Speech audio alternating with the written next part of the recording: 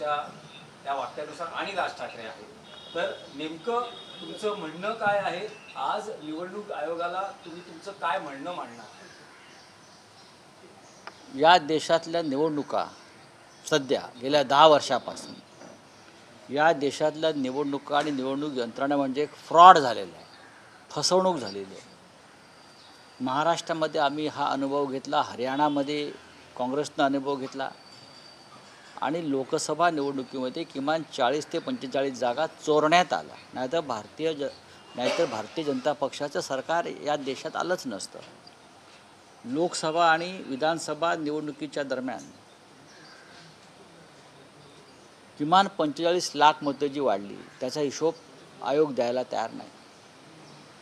2 दिवसापूर्वी नाशिकमध्ये सर्वपक्षीय मोर्चा निघाला, शिवसेना त्यात आघाडीवर होती. मुद्दा काय होता की नाशिकमध्ये 3.5 लाख मतं ही डुप्लिकेट आहेत. ही शोधून काढली आमच्या लोकांनी, शिवसेनेच्या. 3.5 लाख मतं डुप्लिकेट आहेत. दुबार मतदार आहे.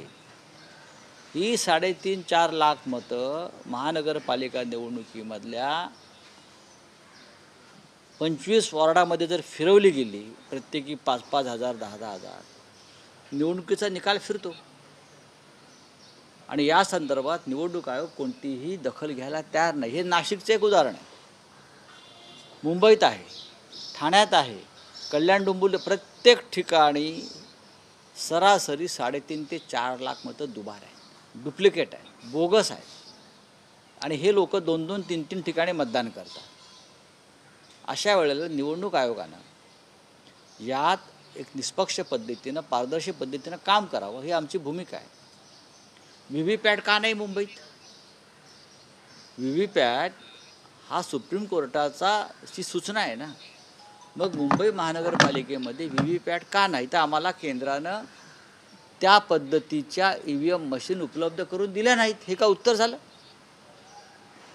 म्हणजे तुम्हाला चोऱ्या करायच्या आहेत, म्हणजे तुम्हाला फ्रॉड करायचा आहे. असे अनेक विषय आहेत.